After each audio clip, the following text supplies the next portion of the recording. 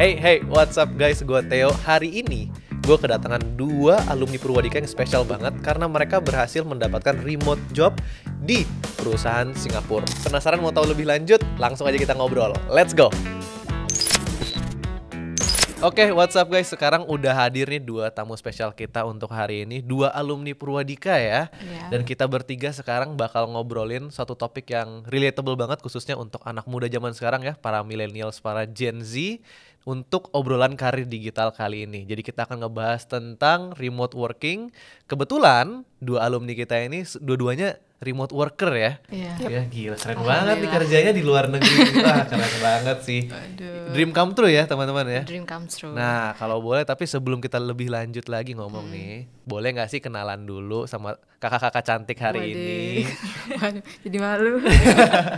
Boleh, silakan.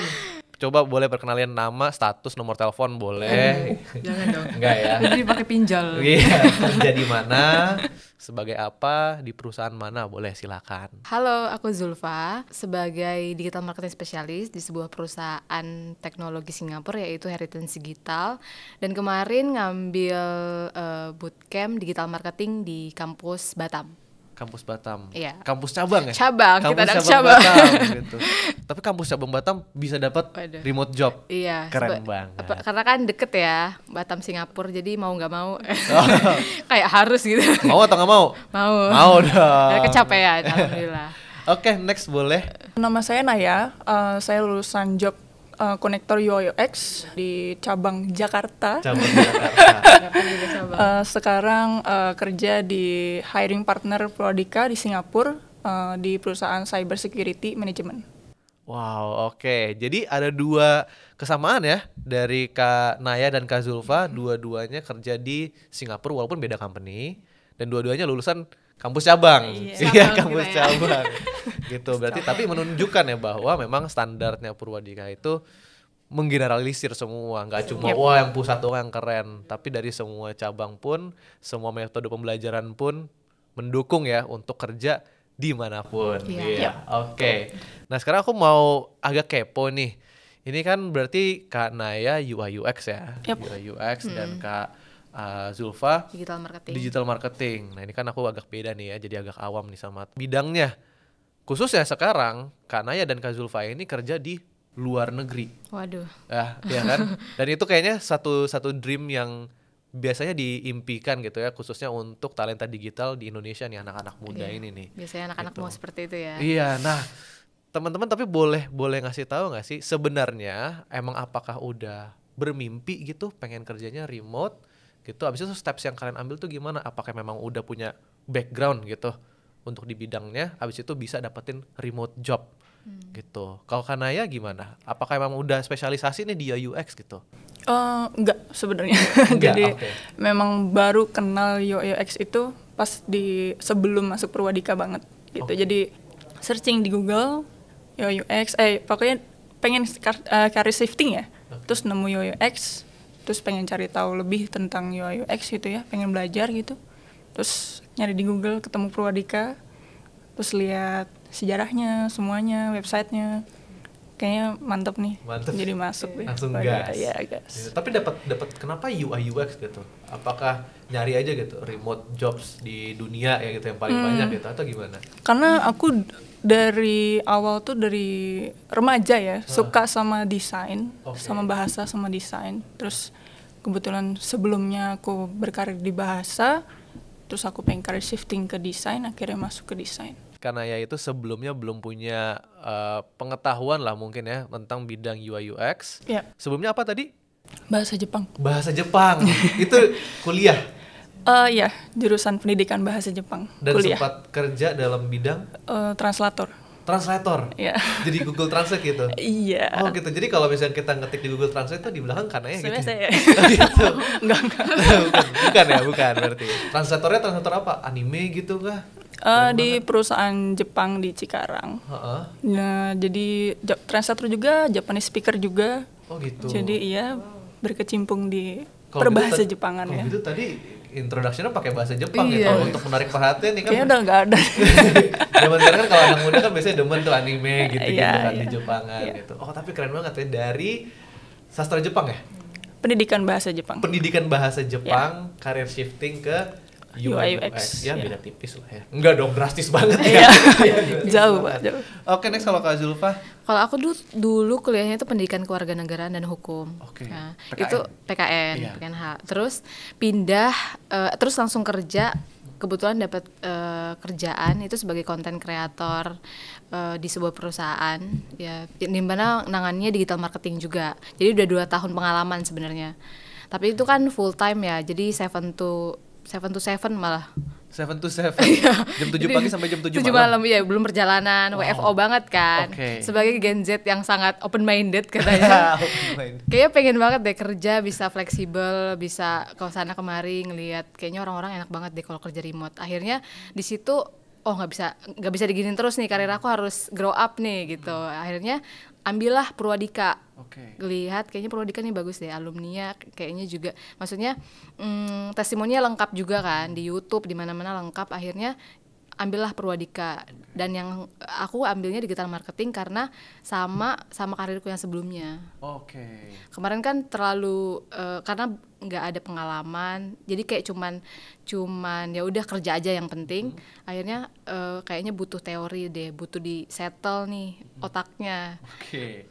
Kayaknya apa nih yang harus aku seriusin, karena kan digital marketing luas banget tuh. Yes. Nah setelah masuk Purwadika, ngerti aku harus ngambil apa gitu. Oke, berarti lebih ngambilnya bukan untuk beda ya kasusnya ya. Kalau Kanaya tadi karir shifting banget kan, drastis banget. Kalau Kak Zulfa berarti ngambil Purwadika itu untuk level up karir ya, bisa dikatakan ya. Oke, yang sebenarnya kemarinnya sebelumnya tuh udah pernah kerja sebagai masih dalam ranah digital marketing, cuma level up ya lewat bootcamp job connector ya digital marketing Purwadika. Sekarang jadi UI UX. Enggak dong ya. Digital marketing. Digital marketing. Oke, tadi ya di perusahaan apa namanya di Singapura, remote working ya full. Sebagai strategis jadi jatuhnya. Oke, wah keren banget. Oke, ini berarti 2 case yang berbeda ini apa namanya buat teman-teman juga yang nonton ya. Jadi Purwadika itu job connector programnya nggak cuma untuk career shifting, tapi bahkan untuk jadi level up career. Testimoninya langsung ada di sebelah sini guys. Level up career. Oke, menarik banget. Nah, terus kalau Kak Naya sama Kak Zulfa sekarang kan udah punya sebenarnya sebelum masuk Purwadika itu udah punya pengalaman kerja ya. Pengalaman kerjanya mungkin tapi di Indonesia. Gitu. Nah, ini udah pasti nih hal pertama yang kita pasti tanyain kalau remote worker. Culture shock atau enggak? Banget ya. Nanya dulu. Nanya dulu. Sambil mikir nih.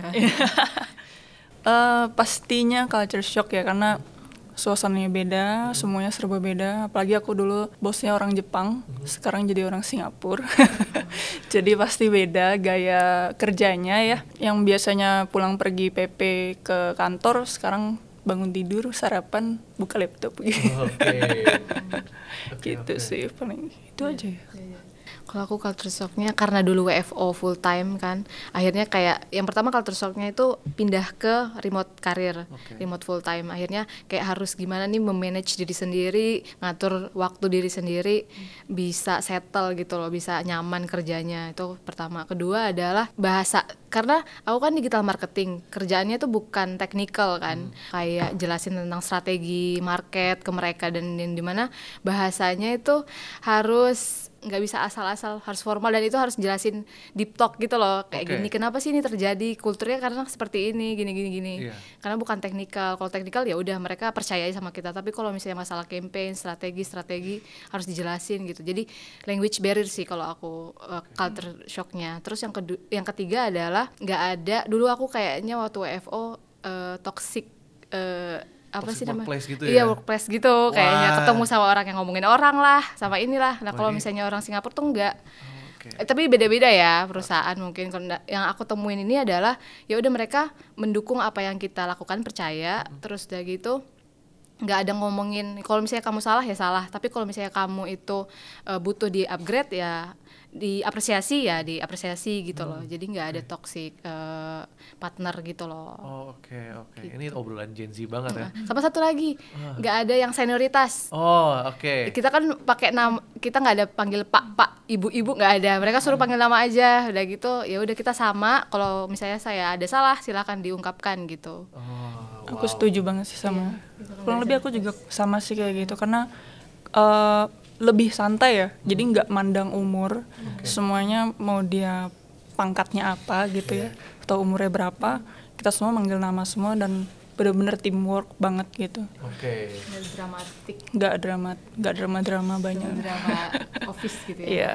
Itu kan sebenarnya satu hal yang sering terjadi gitu kan, Iya, khususnya sebenarnya di kantor atau perusahaan ataupun kerjaan manapun, bidang manapun, dimana biasanya khususnya kita kan anak-anak Gen Z banget nih, anak-anak muda ya kan, kadang-kadang mungkin dipandang kurang mampu untuk melakukan, kurang skill gitu.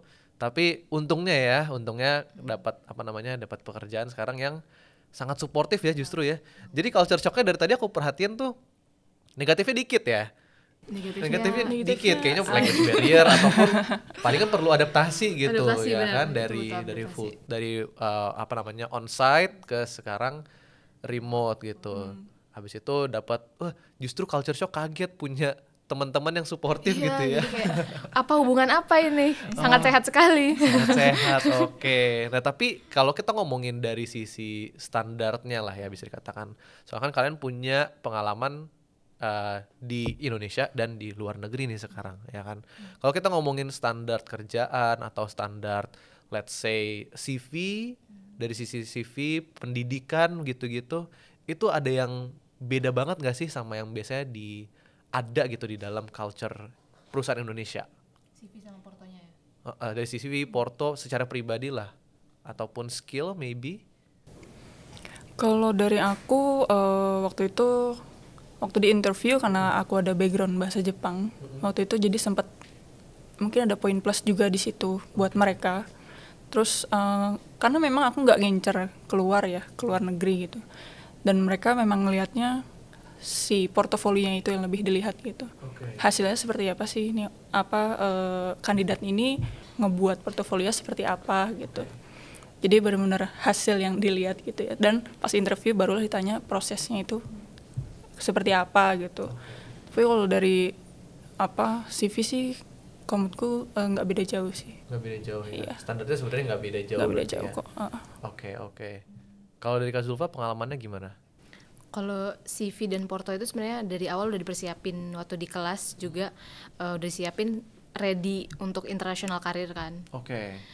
Itu berarti dibantu oleh PCN ya? Iya pastinya. Oke. Dibantu Perwadika. Dibantu oleh Perwadika, persiapan dari sisi CV dan resume ya, berarti Iya benar. portofolio. Jadi udah sama dosen udah dibilang kalau persiapin portonya sama CV-nya bahasa Inggris.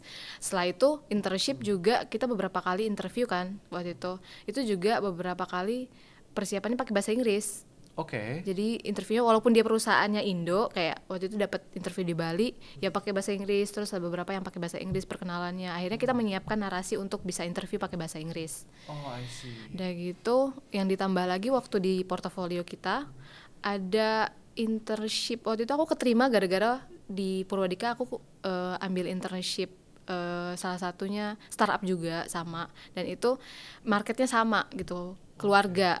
Akhirnya jadi mereka notice, wah kamu pernah ngambil ini ya, dengan strategi yang sama, dengan market yang sama, sepertinya nih bisa adaptasi lah gitu. Jadi salah satu poin plusnya tuh justru dari internship ya kan. Naya berarti juga sempat ambil internship dong ya? Iya, dari internship. Oke, berarti dari internship habis itu tiba-tiba keterima kerja di perusahaan lain gitu. Kalau aku dari internship lanjut ke full time. Jadi I see. Waktu buat final project itu ada internship, terus PCN nyariin, terus dapatlah di Singapura itu internship 2 bulan, terus nambah lagi sebulan internship, baru full time. Oh oke. Berarti agak beda case-nya ya, kalau namanya upgrade ya berarti ya? Iya, ke upgrade ya. Dapat dari internship, upgrade sekarang jadi full timer iya. gitu. Kalau Kak Zulfa tadi berarti dari internship abis di itu dalam negeri, terus masih dalam satu grup lah bisa dikatakan Iya. ya. Oke, abis itu dapat kerjaan full time di perusahaan yang berbeda kayak gitu. Nah, boleh nggak sih spill benefitnya remote working itu apa? Baik itu mungkin yang di provide sama perusahaan atau apapun yang kalian rasain sendiri gitu. Benefit benefitnya mungkin yang pertama gaji. Gaji ya. Gajinya karena ya karena beda ya kan standarnya Singapura, kita pakai standarnya Singapura bukan standar Indo gitu. Dan gajinya jadinya dolar juga. Terus harus tiap bulan ke money changer gitu. Enggak seprimitif itu.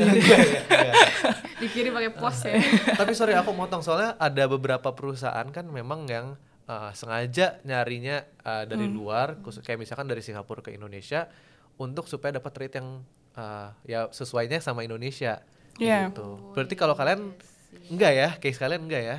Enggak juga sih, karena maksudnya gajinya juga bukan standar Indonesia juga gitu. Maksudnya di atas itu juga kalau aku sih, kalau untuk gaji ya. Jadi ya memang mereka mencari yang berpotensial, karena perusahaan aku sendiri sekarang memang lagi settle di Singapura, tapi mereka tuh ada sudah settle dan buat PT juga di Indonesia. I see. Nah, karena itu juga mereka meng-hire orang Indonesia gitu.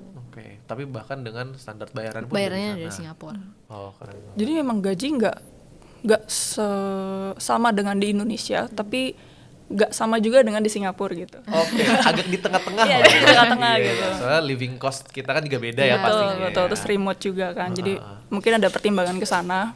Makanya ya mungkin kalau di Singapura lebih mahal kan, nggak tahu ya. Kalau ke orang Singapura ya gitu. Benar. Karena kan beda ya cost livingnya. Gitu sih untuk benefitnya. Yang lainnya mungkin kayak waktu ya. Dari segi waktu, karena remote, jadi bisa malam juga kadang ngerjainnya. Kalau misalnya saya kadang-kadang kalau sore udah mandek desain gitu kan, jadi coba deh istirahat dulu berapa jam, nanti lanjut lagi gitu. Jadi lebih ke fleksibel, walaupun ada working time-nya. Jadi dari kalau waktu Singapura 9 to 6, tapi kalau misalnya aku dari jam 8 sampai jam 5 gitu. Tapi selebihnya bisa di luar itu boleh kerja. Jadi secara jam kerja juga agak lebih fleksibel ya. Dan kita juga bisa ngatur gitu kan, namanya, mau kerjanya di mana untuk support environment kerja kan, itu sangat-sangat penting gitu. Ada benefit lain nggak bisa? Soalnya kan ada misalkan kayak dari perusahaan itu kadang-kadang nge-provide ya selain mungkin yang essential ya kayak asuransi segala macam. Ada nggak sih mungkin kayak dapat nggak tahu ya, dapat tiket bolak-balik ke Singapura gitu, atau jalan-jalan kemana setiap bulan atau beberapa bulan sekali, itu ada nggak hal-hal kayak gitu tuh? Kalau aku ke Singapura pernah, dan itu dibayarin juga. Jadi visit PP, kantor? visit kantor. Jadi ada acara di sana, kebetulan ada award gitulah atau apa gitu ya. Terus sekalian visit deh ke office-nya gitu. Kita bayarin, jadi dibayarin PP seminggu di sana. Gitu. Keren. Seminggu dibayarin itu akomodasinya? Ya, hotelnya semuanya. Wow. jadi datang ke sana bagasi berapa kilo? Pulangnya berapa kilo? Pulangnya lebih berat sih. Jauh lebih berat pasti ya, belanja ya. Wah, keren banget. Kak Zulfa memiliki pengalaman yang sama mungkin? Sama sih, kalau cerita tentang benefitnya, selain waktu, lebih fleksibel juga jamnya, jadi kita bisa ngerjain banyak hal di luar itu, karena kan kita bisa nyetok nih, yang mereka kan percaya ya sama kita, kamu asalkan kamu kerjaannya selesai ya udah, jadi kita punya waktu untuk ngerjain hal-hal lain gitu. I see. Terus kalau misalnya benefit untuk yang seperti Naya tadi, yang kayak visit gitu, itu juga ada sih. Tapi nggak cuman ke company-nya doang, tapi misalnya kita ada perjalanan bisnis ke negara luar mungkin, ke Vietnam atau ke Malaysia yang kita ada partnership-nya juga, itu dibayarin juga sebenarnya benefitnya. Gitu. Kalau Kak Zulfa udah kemana aja tuh? Baru ke Singapura ya, karena kita punya punya. Tapi mereka kalau misalnya ada kepentingan untuk itu, mereka bakal bayarin gitu. Ya, keren banget. Nah, tadi kan sempat mention waktunya juga untuk bekerja pasti lebih fleksibel ya kan? Kalian di luar remote job kalian tuh ngambil project lain gak sih gitu? Kalau aku buka usaha sendiri. Buka usaha sendiri? Iya. Follow noya.art. Itu dia teman-teman, boleh ya. Langsung punya usaha sendiri, at the same time remote working. Iya. Oke. Gitu. Jadi punya waktu banyak, nggak banyak juga ya. Jadi kayak nyicil kerja seminggu bisa nyicil 3 hari di kebut, jadi sisanya untuk ngerjain hal-hal lain gitu. Itu masih possible juga masih ya? Possible. Oke. Bisa. Keren banget, flexible working hours, kerjanya remote di Singapura, punya usaha sendiri. Iya. Oke, keren banget. Jangan lupa tadi apa, di follow ini. Noya.art. Oh ya, Teman-teman yang suka seni tapi mau relaksasi, nah. kelas banget, boleh. Keren banget. Ini berarti kita udah ini ya, nambah ya, ekspansi bidangnya ya, dari yang cuma profesional doang sekarang, udah mau jadi entrepreneur ya itu kan. Gila. Keren banget sih. Pelan-pelan. Oke. Jadi secara benefit pasti berasa banget ya untuk remote working, kalian memiliki flexible working hours dan bergaul juga ya, berarti dengan beragam culture yang baru gitu, walaupun kadang-kadang memang masih membutuhkan adaptasi, tetapi yang pastinya semuanya terbayarkan ya. Oke. Nah, kira-kira tapi pastinya kalian memiliki challenges ya. Ya baik itu remote working ataupun on-site working pastinya punya challenges masing-masing gitu.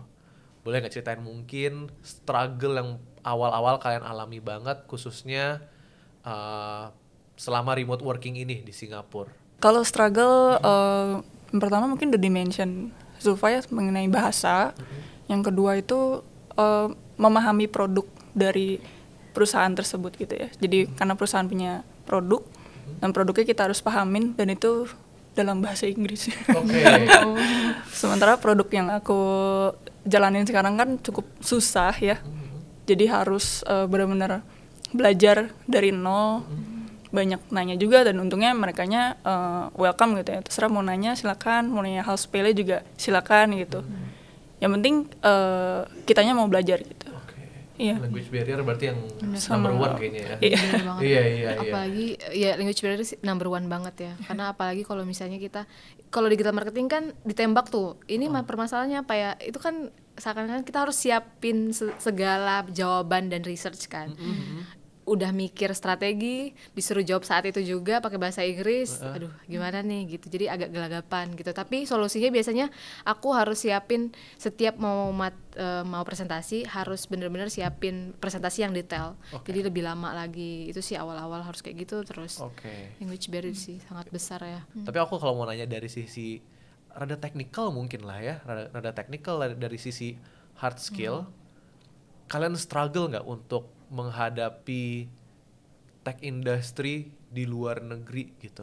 Struggle-nya itu adalah secara skill ya, teknikal adalah sulitnya. Mereka tuh selalu bilang kalau ini kerjanya standar Singapura ya, jadi apa-apa tuh memang harus dilaporkan, harus kayak gini. Jadi kita punya kultur flow kerja baru yang di Indonesia ya udah gitu ya, maksudnya nggak terlalu detail. Nah kalau di Singapura tuh detail banget, hal kecil aja ditanyain gitu. Kayak misal ini kenapa terjadi, ini kenapa gitu. Sebenarnya itu sih kalau aku digital marketing teknikal kan pertanyaan-pertanyaan yang kecil-kecil gitu ya. Nggak ada yang teknikal gimana banget, paling masalah strategi, masalah marketnya yang ditanyain. Itu sih yang pakai standar Singapura, mereka selalu bilang kayak gitu. Jadi kerjaannya harus kayak gini, harus nge-report ya, harus seperti ini ya gitu. Kalau sekarang kita beda bidang nih, kalau UI UX gimana tuh karena ya? Secara teknikal sebenarnya memang strict ya di Singapura. Tapi karena dulu saya pernah kerja di perusahaan Jepang yang lebih strict, jadi nggak terlalu struggle untukku. Jadi kayak di UI UX memang banyak revisi, tapi memang itulah sifat mereka yang detail gitu ya. Jadi apa-apa hal kecil pun ditanya gitu. Apalagi desain yang ini maksudnya apa gitu, semuanya ditanya gitu. Dan itu sampai mereka benar-benar puas, baru oke lanjut, kita masuk fase selanjutnya kayak gitu. Berarti lebih ke details ya, sangat rinci, mungkin sangat teliti ya. Semua yang kita kerjain tuh benar-benar emang yang paling penting adalah di detail-detail kecilnya, kayak gitu. Tapi so far berarti kan kalau boleh tahu kalian tuh mulai remote working tuh dari kapan sih? Kalau aku Juli awal 2023. Aku Juni 2023. Berarti kurang lebih udah 8 bulanan kayak gitu. Memang struggle untuk sisi ya tadinya mereka mungkin lebih detail, lebih strict kayak gitu. Tapi udah 8 bulan kerja membuktikan ya bahwa kayaknya kalian memenuhi standar mereka banget gitu ya. Keren banget dong berarti. Ya dong harus bangga dengan apa yang kalian udah achieve.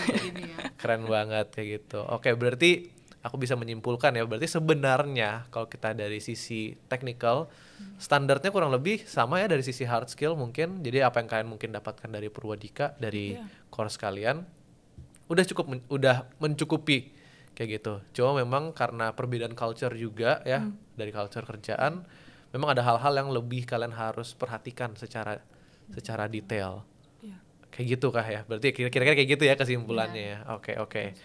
Sekarang kayaknya teman-teman yang nonton gitu udah tertarik banget kan, udah dapat insight nih cukup banyak ya gitu tentang remote working tuh kayak gimana sih. Kita udah ngomongin strugglesnya, kita udah ngomongin benefitsnya. Teman-teman Kak Naya, Kak Zulfa juga udah sharing experience kerjanya di sana seperti apa. Aku yakin banget pasti banyak teman-teman yang nonton pengen juga gitu memiliki pengalaman yang kurang lebih sama, yaitu memiliki kesempatan untuk remote working. Kira-kira sebagai sepuh-sepuh ya kan nih, ini kan sepuh-sepuh ya kan nih, udah kerja di luar negeri, boleh sharing nggak sih kira-kira apa aja sih tips lah ya bisa dikatakan untuk bisa land sebuah remote job kayak gitu? Mungkin yang pertama belajar. Oke, belajar. pasti. Karena pengetahuan dasar itu penting. Dan orang Singapura itu menganggap kita itu paham, kita sudah ahli gitu ya, kita tahu dasarnya gitu, yang bisa nge-guide mereka di produk tersebut gitu. Jadi makanya kayak atasanku juga bilang, kamu itu lebih ngerti daripada saya, jadi kamu bisa ajarin saya gitu. Ini harus gimana, saya harus gimana gitu.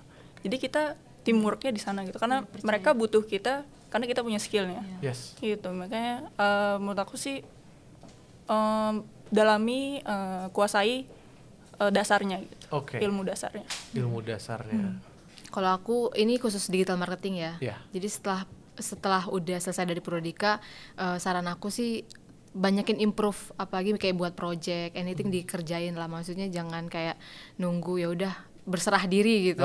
Nggak, bener harus tadi kayak Naya bilang, belajar, banyakin improve, bikin project sendiri.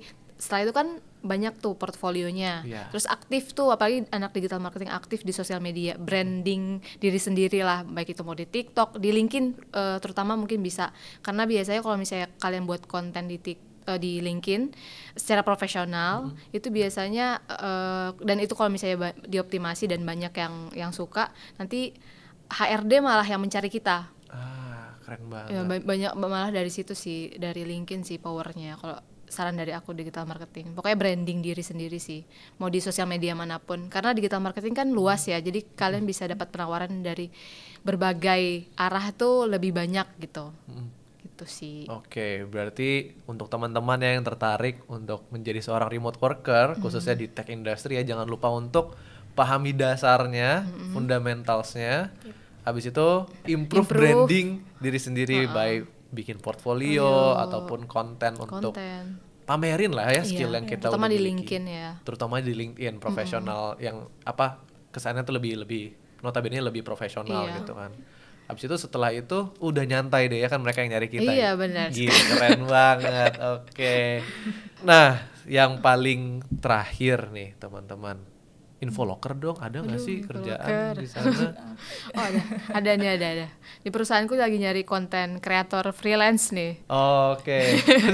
Konten kreator freelance. Iya, freelance di Singapura. Singapura. Lumayan banget dong tapi ya. Iya. Jadi buat teman-teman yang tertarik, siapa tahu nanti tinggal kontak ya. Iya. Ada ada Kak Zulfa sebagai referensi. Iya kan, dan biasanya kan kita juga membangun network ya. Iya, belum network. Iya, banyak banget juga hiring partner dari Purwadika yang karena udah sering nge-hire dari tamatan Purwadika, udah tahu ya standarnya seperti apa. Jadi mereka ya kasarnya tutup mata lah, udah tahu gitu. Standarnya Purwadika kayak gimana. Kalau lulusan Purwadika pasti standarnya udah ada nih. Udah tinggi. Udah bisa dikatakan standar internasional berarti. Keren banget. Oke, alright, thank you banget ya Kak Naya, thank you Kak Zulfa udah sharing banyak experience-nya khususnya di remote working. Dan untuk teman-teman yang tertarik ya, dari tadi Kak Naya, Kak Zulfa udah sharing banyak hal, tips-tips, bahkan udah nunjukin bahwa mereka memiliki ada yang background-nya berbeda untuk career shifting Dan waktu career shifting pun dapat remote job internasional gitu ya. Habis itu udah sharing juga benefits apa yang didapatkan, struggle-struggles yang dihadapi, dan udah kasih juga tips-tips ya untuk menghadapi dunia tech industry internasional. Wow, keren-keren banget. Dan yang pastinya mereka memiliki satu kesamaan yang sama, yaitu sama-sama alumni Purwadika. Oke, jadi buat teman-teman yang tertarik untuk mendapatkan remote job pertama kalian, jangan lupa untuk check out Purwadika yang bisa membantu kalian mendapatkan karir impian kalian. Oke teman-teman, jangan lupa untuk like videonya dan subscribe ke channel YouTube Purwadika kalau kalian suka konten seperti ini. Dan jangan lupa untuk stay tune ke video berikutnya. Bye-bye!